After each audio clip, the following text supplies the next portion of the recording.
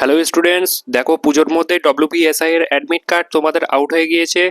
যেটা প্রিলিমিনারি পরীক্ষার admit card. কিভাবে এই অ্যাডমিট কার্ড আমরা ডাউনলোড করব তার স্টেপ বাই স্টেপ আজকে আমি তোমাদের বোঝাবো।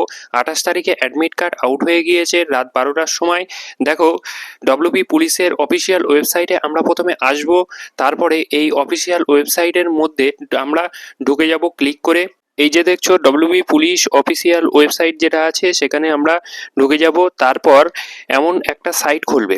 এই সাইটটা খোলার পরে দেখো এখানে এই সাইটটা খোলার পরে আমরা চলে আসব। এখানে দেখো রিক্রুটমেন্ট বলে যে অপশানটা আছে, রিক্রুটমেন্ট বলে অপশানটা, এই যে রিক্রুটমেন্ট অপশানের মধ্যে আমরা ক্লিক করব।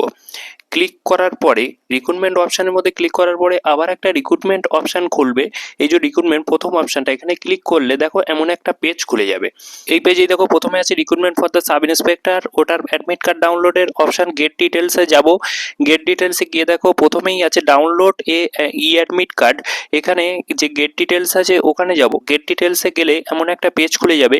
এই পেজটাতে click here to download admit card, এখানে যদি আমি ক্লিক করি তাহলে দেখো এমন একটা পেজ খুলে যাবে। এই পেজটা খুললে তোমাদের লেখা আছে এখানে candidate can download their admit card for preliminary examination.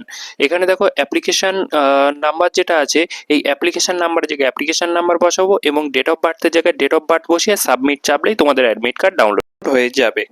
তারপরে তোমরা অ্যাডমিট কার্ড নিজের হাতে পেয়ে যাবে।